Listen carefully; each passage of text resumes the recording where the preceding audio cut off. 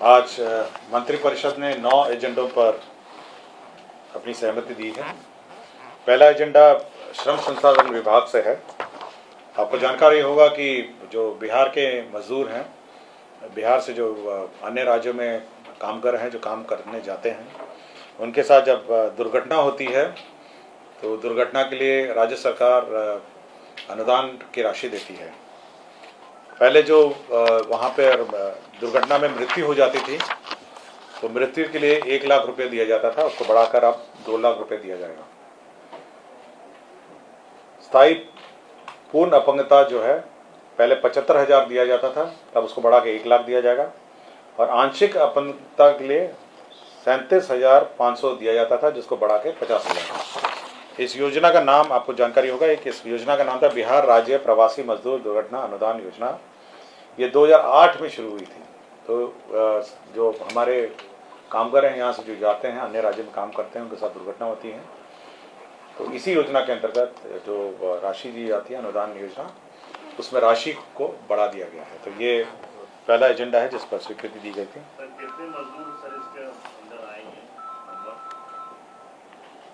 इसमें यह अनुमान नहीं लगाया जा सकता कि कितने दुर्घटना होगी। यह है कि जब भी दुर्घटना होगी तो ये नहीं, कोई भी बिहार का कोई भी मजदूर, इसमें कोई रजिस्ट्रेशन की जरूरत नहीं है। जैसे कहीं काम करते करते किसी फैक्ट्री में मृत्यु हो जाती है, अगर आपको संख्या चाहिए, मैं संख्या है मेरे पास, संख्या के रूप में ये 18-19 से है मेरे पास आंकड़े। तो लाभुकों की संख्या 18-19 में थी 121, 19-20 में थी 99, 20-21 में थी 91, 21-22 में थी 74 और 22-23 में थी 136। तो ये आंकड़े भी हैं। तो अभी अनुमान नहीं लगाया जा सकता कि दुर्घटना कब और कैसे होगी, बट जब भी दुर्घटना होगी तो उनके परिवार या उनके सदस्य जो हैं, जो भी हैं, वो क्लेम कर सकते हैं और उनको। और वैसे भी जब हम लोग समाचार पत्रों में पढ़ते हैं या समाचारों के माध्यम से जानकारी मिलती है, तो राज्य सरकार का जो लेबर ऑफिसर हैं, बिहार भवन के ऑफिसर्स हैं, वो भी संपर्क करके इसका भुगतान कर देते हैं। तो ये नहीं होगा ना? नहीं, ये तो अधिसूचना की तिथि से है। दूसरा है कि कल माननीय मुख्यमंत्री जी ने बिनाले म्यूजियम का उद्घाटन किया था, जिसमें और उसी में घोषणा के अनुसार बिहार संग्रहालय से पटना संग्रहालय को जोड़ने वाली जो सबवे है, जो टनल है, उस योजना का रिवाइज प्राकलन अब आया है 542 करोड़, 542 करोड़ से। ये अंडरग्राउंड टनल है, दोनों म्यूजियम को जोड़ेगी और एक म्यूजियम से दूसरे म्यूजियम जा सकेंगे। तो ये एक योजना है जो स्वीकृति की गई है, जो बिहार म्यूजियम है और पुराना वाला जो म्यूजियम है, दोनों म्यूजियम को जोड़ना। पहले इसकी राशि थी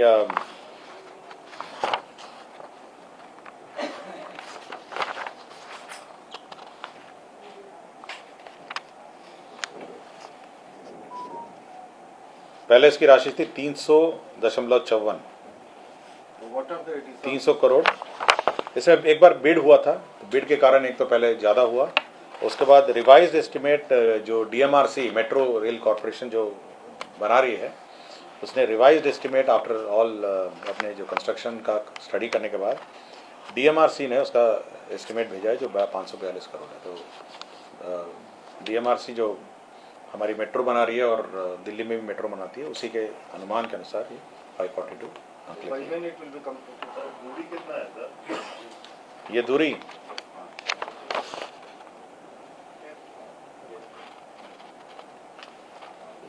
ये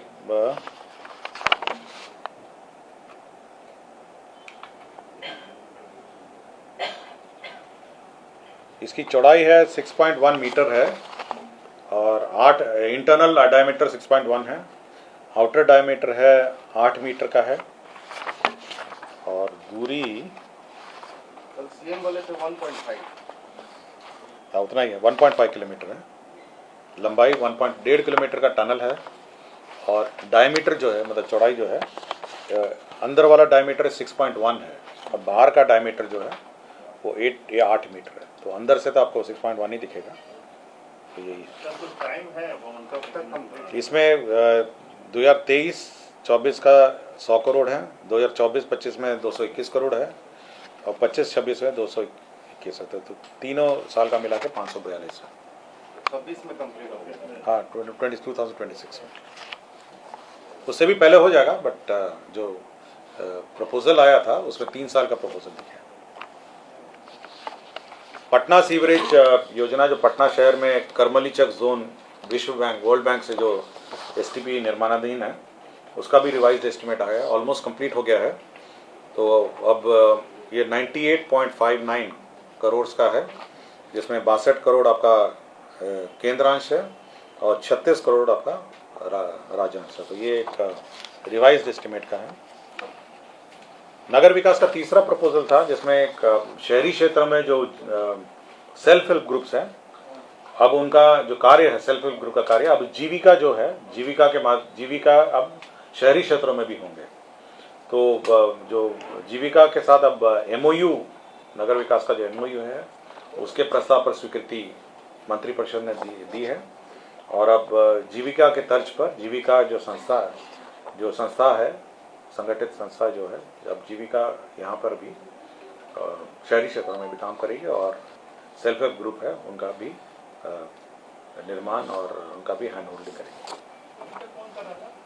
अभी तो अलग अलग है, अभी तो कुछ महिला विकास निगम के थे, कुछ NLU RM का अपना NGOs थे, विभिन्न संस्थाएं कर रही थी। लेकिन क्योंकि जीविका जो है वो ग्रामीण क्षेत्र में ही कर रही थी, तो राज्य सरकार का यह निर्णय हुआ कि अब जीविका जो है अब शहरी क्षेत्रों में भी काम करेगी और वहां पे सेल्फ हेल्प ग्रुप बनाएगी। औद्योगिक विकास में जो विभिन्न औद्योगिक क्षेत्र हैं, उसमें डेवलपमेंट के लिए 409.33 करोड़ की परियोजना की स्वीकृति दी गई। इस पूरे औद्योगिक क्षेत्र में ये करीब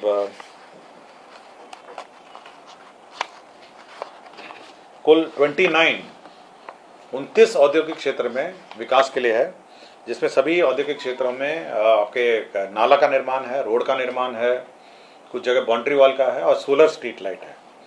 तो ये सारे जो निर्माण है, छोटे छोटे निर्माण है, जिसमें 30 करोड़ से लेके तो छोटी छोटी योजनाएं 56 करोड़ भी है। तो सारे 29 औद्योगिक क्षेत्र की स्कीम है।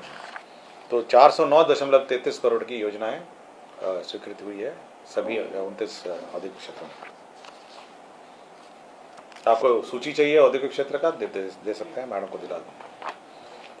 मेसर्स दादी जी स्नैक्स प्राइवेट लिमिटेड है, ये प्रोत्साहन क्लियरेंस दिया गया। यह चिप्स, स्नैक्स और नमकीन बनाएगी दनियावा पटना में, और कुल इसमें पूंजी निवेश जो है 66.99 करोड़ का है। तो ये प्राइवेट कंपनी है, मेसर्स दादी जी स्नैक्स प्राइवेट लिमिटेड। तो यह पूंजी निवेश का प्रस्ताव है। मंत्रिपरिषद में एक और पूंजी निवेश था, जिसमें messrs AFP manufacturing company private limited Hajipur Vaishali का है। ये कुरकुरे पोटैटो चिप्स मैन्युफैक्चरिंग करेगी और ये 38.61 करोड़ का ये प्रस्ताव था। ये हाजीपुर का इंडस्ट्री यूनिट का है। 38.61 करोड़ का है।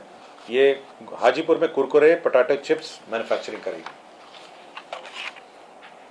पर्यावरण जलवायु विभाग में जो बिहार स्टेट डाइवर्सिटी बोर्ड है, उसमें एक पद सृजन का है, साइंटिफिक ऑफिसर कम बायो स्पेशल एनालिस्ट है। एक पद संविदा का क्रिएशन है। श्रम संसाधन विभाग का प्रपोजल है, जो नए औद्योगिक प्रशिक्षण संस्था हैं, उसमें राघोपुर एवं गड़खा हेतु स्थापना के लिए 86 पद का सृजन की स्वीकृति है। इस पर 4 करोड़ 68 लाख का व्यय होगा। यही 9 एजेंडा है जिस पर मंत्रिपरिषद ने अपनी स्वीकृति दी।